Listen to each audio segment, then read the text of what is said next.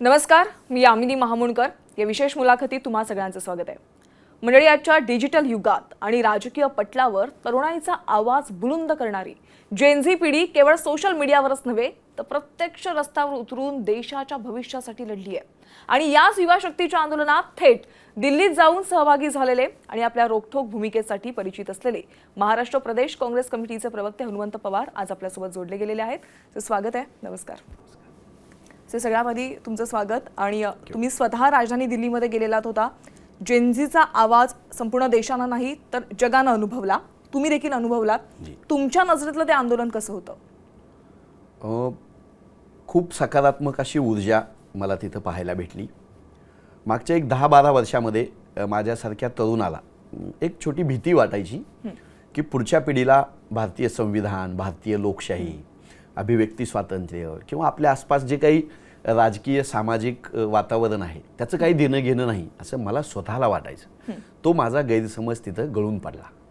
त्या आंदोलनानं माझ्या व्यक्तिगत आयुष्यामध्ये दिलेली ही मोठी गोष्ट की नवी पिढी हर पुरानी पिढी हर नई पिढी हर पुरानी पिढी से हर बात में आगे होती है. याच्यावर मला विश्वास बसला. भन्नाट पोरं पुरी होते, अभिव्यक्ती पुरेपूर वापर करत होते, कुठलाही द्वेषाचा लवलेश त्यांच्यामध्ये नव्हता, शत्रुभाव नव्हता. एका मागणीसाठी ते तिथे एकत्र आले. आपल्या सहकारी बांधवांवर लाठीचार्ज जातो म्हणून ते स्वाभाविकपणे चिडले आणि आपल्या सत्ताधाऱ्यांना भांडायचं असतं. आपल्या सरकारला, आपल्या पंतप्रधानांना, आपल्या गृहमंत्र्यांना, आपल्या शिक्षण मंत्र्याला जाब विचारायचा असतो. ही किती मोठी शिकवण जे आम्ही विसरून गेलो होतो. सरकारच्या विरोधात मोर्चे फक्त पक्षांनी काढायचे, राजकारण्यांनी भांडायचं किंवा तुमच्यासारख्या पत्रकारांनीच काय तो प्रश्न विचारायचा. अशी एक अंधश्रद्धा आपल्या इथं रूढ होत होती. ती मोडून टाकली या पोरापोरींनी की आमचं सरकार आहे, आम्ही निवडून दिलेलं आहे, तर ते जबाबदार आहेत. तर चांगलं वाईट काय होत असेल तर आम्ही त्यांना भांडणार. पेपर फुटला तर शिक्षण मंत्र्याचा राजीनामा मागणार. आम्हाला पोलिसांनी मारलं तर गृहमंत्र्याला आम्ही भांडणार. इतकं साधं सरळ लोकशाहीचा अर्थ या मुलांनी माझ्यासारख्या राजकीय कार्यकर्त्याला समजावून सांगितला. येत्या 4-5 दिवसामध्ये मी तिथे जे होतो त्यामध्ये मला मिळालं की ही पोरं भांडतायत आणि त्यांच्या भांडणाला ना कुठल्या पक्षाचं बॅनर होतं, ना ते डावे होते, ना ते उजवे होते, ना ते कुठला असा शिक्का मारून घ्यायला आलेले होते. ते फक्त सरकारला तुम्ही जबाबदारी घ्या असं म्हणत होते. आणि आपल्यावर अन्याय झाला तर आपण भांडायचं, त्यासाठी लाट्या काट्या खायच्या, त्यासाठी अन्याय अत्याचार सहन झाला तरी आपल्या मुद्द्यावरून हटायचं नाही. हा लोकशाहीमधला गांधीजींनी घालून दिलेला धडा या देशातल्या तरुणाईनं पुन्हा तुमच्या माझ्या पिढीला सांगितला, पुन्हा उजळणी मिळाली. बरोबर सर. दिल्लीतल्या राजकारणात आपण पाहिलं, दिल्लीच्या त्या आंदोलनामध्ये मोठ्या प्रमाणात तरुणाई रस्त्यावर उतरलेली होती. काँग्रेसनं जाहीर पाठिंबा दिला. अगदी पंतप्रधानांच्या निवासाना बाहेर देखील काँग्रेसनं ठाम बसून आंदोलन केलेलं होतं. सर, तरी देखील आपण पाहिलं राहुल गांधींनी मोठ्या प्रमाणात पाठिंबा दिला, तरी देखील तरुणांमध्ये राजकारणाबद्दल एक अनास्था बघायलाच मिळाली आहे अगदी शेवटपर्यंत. मला थोडं वेगळं चित्र दिसलं. बरं. ते आपल्या राजकीय व्यवस्थेला ती मुलं काही नाकारत होती किंवा सत्ताधाऱ्यांच्या आम्ही विरोधक आहोत किंवा विरोधकांना आम्हाला धडा शिकवायचा असा भाव कुठेही दिसला नाही. ती उलट राजकारणाबद्दल सजग होती. जे आमच्या मुद्द्यावर आम्हाला पाठिंबा देतील त्यांचं स्वागत आहे, पण त्यांनी त्यांच्या पक्षाचा झेंडा, त्यांच्या पक्षाचा प्रचार बाजूला ठेवावा हे विरोधी पक्षांना सांगायचं धाडस सुद्धा या मुलांनी केलं. मग ते राहुलजींना त्यांनी सांगितलं, म्हणजे काँग्रेस पक्षाला, ते कम्युनिस्ट पक्षाला सांगितलं. मी ज्या काळामध्ये तिथे गेलो होतो तिथे वृंदा कारत होत्या CPMच्या, तिथे डी राजा होते भारतीय कम्युनिस्ट पक्षाचे, तिथं कनिमोजी होत्या तामिळनाडू मधल्या, तिथं पप्पू यादव आले होते, तिथं आम आदमी पार्टीचे पंजाब मधले आमदार आले होते.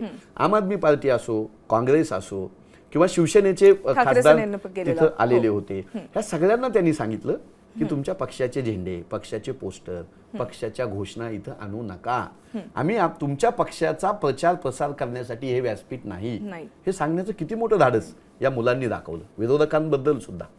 पण त्यावेळेस त्यांना हेही कळत होतं की विरोधक जर आपला मुद्दा घेत असतील तर त्यांचं स्वागत केलं पाहिजे. म्हणून ज्यावेळेस आमचे काँग्रेस पक्षाच्या माध्यम विभागाचे प्रमुख पवन खेरा तिथे गेले आणि त्यांनी सांगितलं की आमचा काँग्रेस पक्ष तुमच्या मागणीच्या सोबत आहे, याचं मुलांनी स्वागत केलं.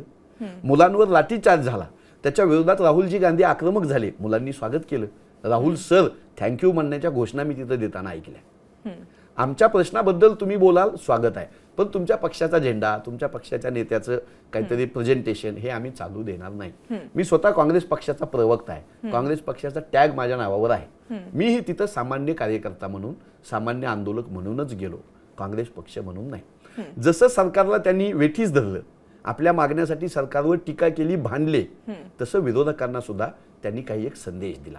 या मुलांचं मोठेपण होतं. बरोबर. पण सर मुद्दा असा येतो की मान्य आहे राहुल गांधींनी सपोर्ट केला, पाठिंबा दिला, पण जेव्हा पहिल्या दिवसापासून हे आंदोलनकर्ते जंतर मंतरवर दाखल झाले, मोठ्या प्रमाणात त्यांनी उपोषण केलेलं, सोनम वांगचुक उपोषणावर बसलेले, जेव्हा त्यांची प्रकृती खालावत आली, संसदेवर जेव्हा हल्ला चढवला या विद्यार्थ्यांनी, मुळात हल्ला नाही चढवला, त्यांनी शांततेमध्ये त्यांचं आंदोलन सुरू झालेलं होतं, तोपर्यंत राहुल गांधी का शांत राहिले? त्यांनी सुरुवातीच्या काळामध्ये त्या विद्यार्थ्यांची जाऊन जंतर मंतरवर भेट घेतली पाहिजे होती का? राहुलजी गांधी पूर्ण आंदोलनामध्ये शांत होते, हो हो, हे खोटं नेरेटिव्ह पसरवलं जाते. मी दुरुस्ती करतो. ज्यावेळेस नीटचा पेपर फुटला आणि सरकारनं मान्य केलं, परीक्षा रद्द केली आणि दुसरी परीक्षा घ्यायचं जाहीर केलं, त्या दिवशी धर्मेंद्र प्रधान या शिक्षण मंत्र्याच्या घरासमोर युवक काँग्रेस जाऊन धडकली होती. उदय भानू चीब नावाचे आमचे राष्ट्रीय अध्यक्ष, त्यांच्या नेतृत्वात पुढचे 15 दिवस त्यांच्या निवासस्थानी युवक काँग्रेसची मुलं जायची, विद्यार्थी संघटना येण्याशिवाय मुलं जायची. तिथे लाठीचार्ज केला पोलिसांनी, तिथं पाण्याचे फवारे मारले, तिथल्या मुलांना अटक केली, त्यांच्यावर गुन्हे दाखल केले. उत्तराखंडमध्ये राहुलजी 15,000 मुलांच्या समोर बोलायला गेले. तसंच राजस्थानचा कोटा, जिथं स्पर्धा परीक्षांची आणि वैद्यकीय परीक्षांच्या सगळ्या तयारीचा मोठा एक एज्युकेशनल हब आहे, त्या कोटामध्ये राहुलजी बोलले होते. 154 परीक्षांचे पेपर फुटले हे राहुलजी गांधी नीटचा पेपर फुटायच्या आधीपासून सांगतायत, प्रेसमध्ये सांगतायत, संसदेमध्ये सांगतायत, रस्त्यावर सांगतायत. या देशातल्या बेरोजगारीचं काय आहे सध्याचं वास्तव हे निर्भयपणे राहुलजी सांगतात. नीटचा पेपर फुटला, काँग्रेस लढत होती, राहुलजी लढत होते, युवक काँग्रेस लढत होती, NA लढत होती. आता मुलांनी आंदोलन उभा केलं, तिथं लगेच जाऊन त्यांच्या आंदोलनामध्ये स्वतःचं नेतृत्व इस्टॅब्लिश करायचं, ह्या मागणीला किंवा ह्या विचाराचा काँग्रेस नाही. मुलांनी आंदोलन उभा केलं, ते मुलांचं आंदोलन होतं. सोनम वांगचुक तिथं उपोषणाला बसले, त्यांची लढाई ते त्यांच्या मार्गाने लढत होते. ज्या विषयावर काँग्रेस आक्रमक होती, ज्या विषयावर मुलं आंदोलन करत होती, तो विषय एकच होता, आम्ही सोबत होतो. पण ज्यावेळेस सरकार त्या मुलांना फोडून काढत होतं, ज्यावेळेस मारत होतं, मुलींचा विनयभंग करत होतं, त्यावेळेस देशातला मुख्य विरोधी पक्ष म्हणून राहुलजींची जबाबदारी, काँग्रेस पक्षाची आणि आमच्यासारख्या कार्यकर्त्यांची जबाबदारी की त्या आपल्या लहान बहीण भावांच्या पाठीशी जाऊन आपण उभं राहायला पाहिजे. म्हणून आम्ही पंतप्रधानांच्या घरासमोर गेलो.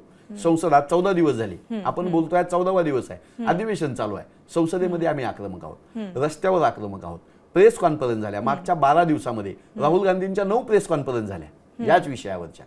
पंतप्रधान संसदेत बोलायला तयार नाहीत, गृहमंत्री संसदेत बोलायला तयार नाहीत, आणि ज्या मंत्र्याचा राजीनामा घेतला अकार्यक्षमता आहे म्हणून, जबाबदारी म्हणून, त्यांचे भाजपवाले सत्कार करतायत.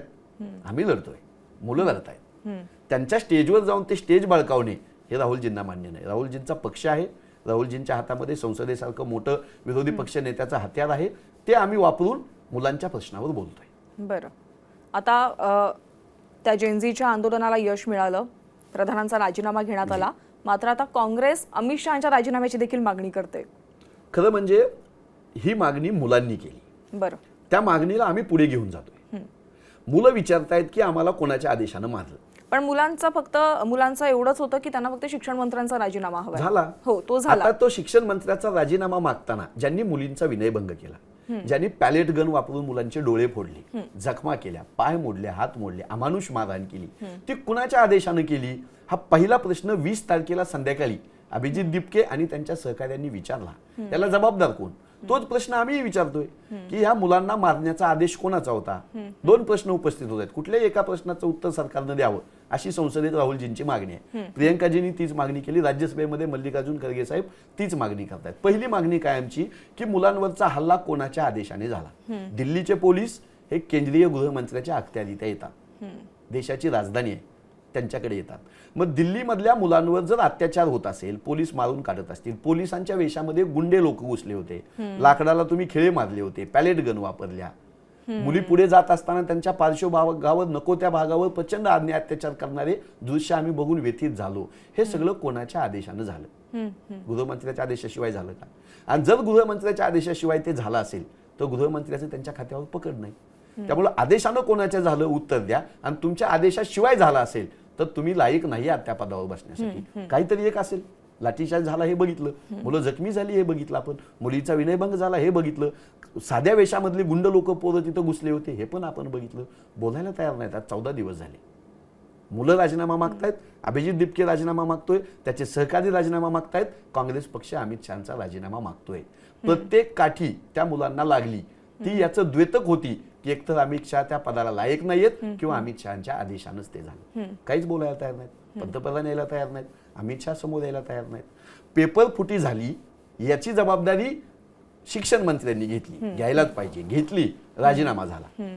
आता मारहाण झाली याची पण अकाउंटेबिलिटी झाली पाहिजे ना. चेक संसदेपेक्षा कोणतं मोठं व्यासपीठ आहे या देशातल्या संसदेत? तुम्ही येणार नाही. अमित शहाने एक प्रेस कॉन्फरन्स घेतली, एवढा मोठा हल्ला झाला, 25,000 मुलं तिथं आली, एकदा प्रेस कॉन्फरन्स घ्यावी वाटली नाही, एकदा माध्यमांना समोर यावं वाटलं नाही. अधिवेशनावर करोडो रुपये खर्च होतो, तिथं तुम्ही मुलांच्या अत्याचारावर बोलणार नाही, पेपर फुटीवर तुम्ही तिथं बोलणार नाही.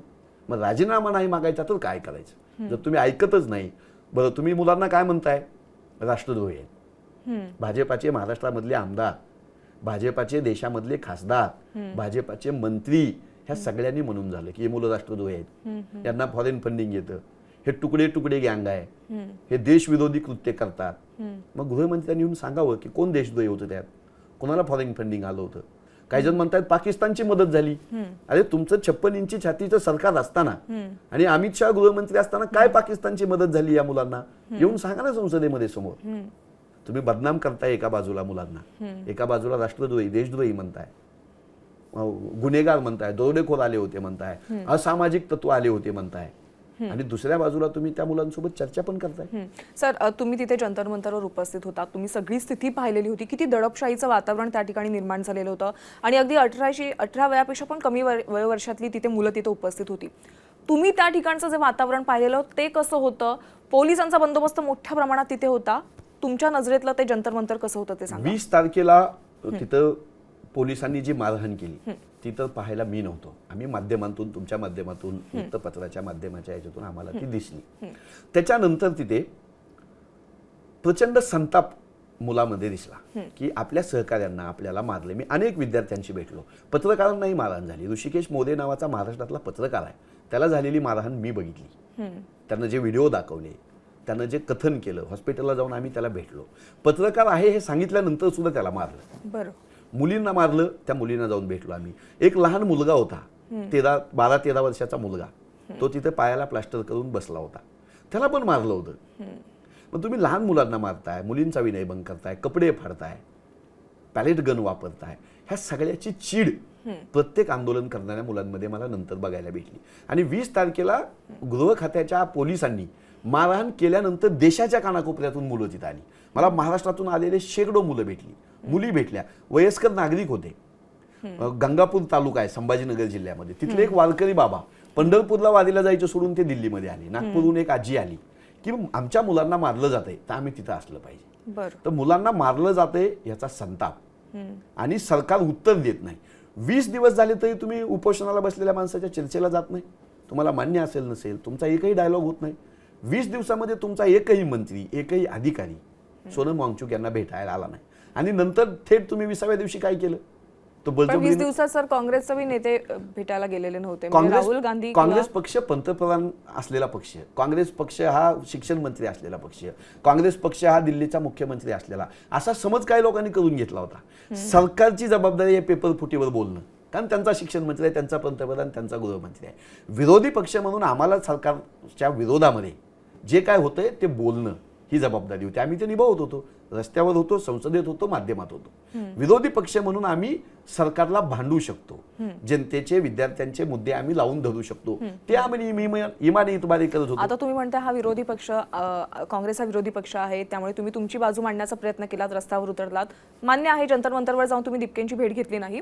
सर, एक सोशल मीडियाच्या माध्यमातून एक वेगळी विचार मी अनुभवलेला आहे, तो असा की CJP, कॉक्रोच जनता पार्टी, हा भाजपनंच तयार केलेला एक पक्ष आहे, कारण त्यांना आता काँग्रेस एक विरोधी पक्ष म्हणून काँग्रेसला त्यांना कुठेतरी बॅकफुटवर करायचं आणि एक नवीन विरोधी पक्ष स्वतःच्याच माध्यमातून चालणारा असा एक पक्ष त्यांना समोर आणायचा आहे जनतेसमोर, म्हणून CJPची त्यांनीच निर्मिती केली आहे, असं देखील चर्चा सुरू झालेली आहे. CJPचे जे काही पदाधिकारी म्हणून मुलं आहेत त्याच्यामध्ये अभिजित दिपके स्वतः, हो.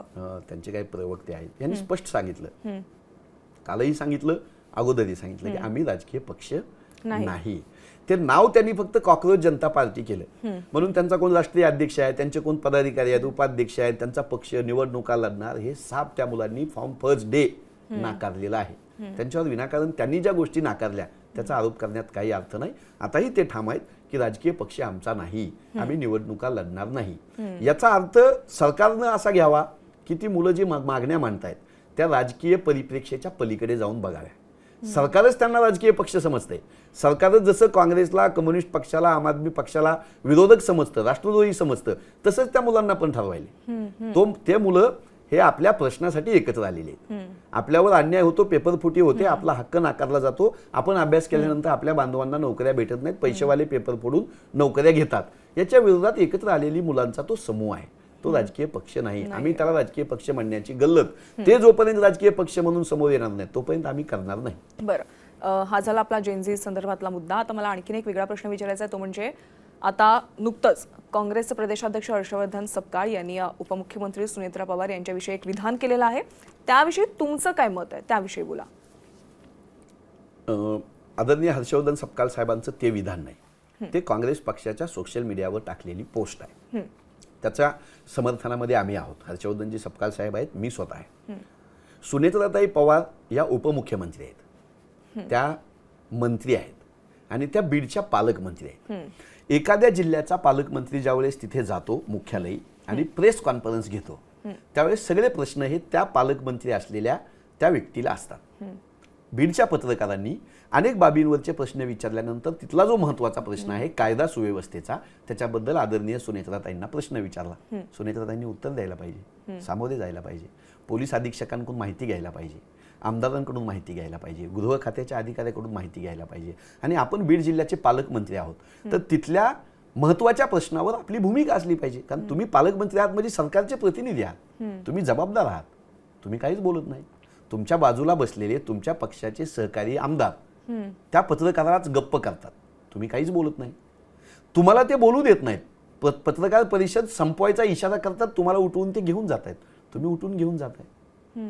मग जर तुम्ही पत्रकारांनी बोलल्यानंतर उत्तर देत नाही, तुमचे सहकारी असलेले आमदार तुम्हाला शांत बसवतात, तुम्ही शांत बसता आणि ते तुम्हाला घेऊन जात आहेत भरल्या प्रेस कॉन्फरन्समधून सगळ्यांच्या देखत, तुम्ही गपचिप जाताय. ह्या कृतीला गुंगी गुडिया म्हणायचं नाही. काय म्हणायचं?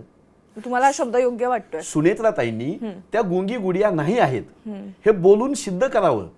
त्यांच्याकडे जे उत्पादन शुल्क खातं आहे, त्यांच्याकडे जे अल्पसंख्याक विकास खातं आहे किंवा त्यांच्याकडे जी इतर खाती आहेत त्या खात्यावर सुनेत्राताईंची एक मुलाखत मला दाखवा, एक स्टेटमेंट दाखवा, त्यांनी केलेली मांडणी दाखवा, त्यांच्या खात्यानं काय यश मिळवले त्याच्यावर त्यांची एखादी मुलाखत दाखवा. पुण्यामध्ये पूर आला, पुण्यामध्ये वाहतुकीची कोंडी होते, पुण्यामध्ये झाडं पडून लोकांचे जीव जात आहेत, सुनेत्राताई काय बोलतायत? राज्यात शेतकऱ्याच्या आत्महत्या होत आहेत, कर्जमाफीचा एवढा मोठा प्रश्न आहे, सुनेत्राताई काय बोलतायत? महाराष्ट्रावर, निम्या महाराष्ट्रावर ओला दुष्काळ आहे, निम्या महाराष्ट्रावर कोरडा दुष्काळ आहे, सुनेत्राताई काय बोलल्या? जेनजीचं एवढं मोठं आंदोलन झालं, मुला मुलींना फोडून काढलं, महाराष्ट्रामधल्या नीटच्या मुलांच्या आत्महत्या झाल्या, सुनेत्राताईंनी त्यांचे अश्रू पुसले. महिलांवरचे अत्याचार महाराष्ट्रामध्ये वाढले, सुनेत्राताई बोलतायत. मग तुम्ही बोलतच नाही आणि तुम्हाला आम्ही गुंगी गुडिया म्हणलो तर तुम्हाला वाईट का वाटतं? आमचं आवाहन आहे सुनेत्राताईंना की तुम्ही गुंगी गुडिया नाही हे सिद्ध करा. आमचं म्हणणं तुम्ही खोटं ठरवा.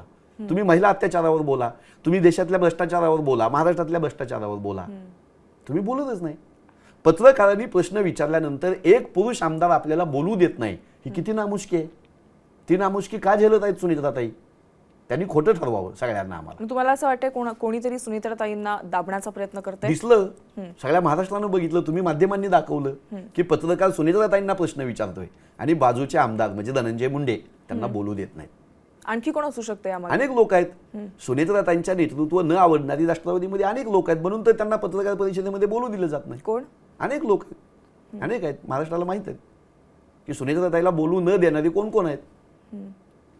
बघितलं महाराष्ट्रानं, माहित आहे महाराष्ट्राला. त्यातले एक धनंजय मुंडे दिसले, बाकीचे आहेत, येतील समोर सगळे.